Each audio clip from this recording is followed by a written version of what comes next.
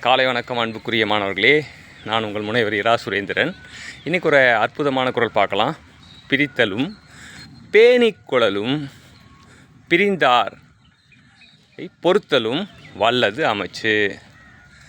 பிரித்தலும் பேணிக்குழலும் பிரிந்தார் பொறுத்தலும் வல்லது அமைச்சு.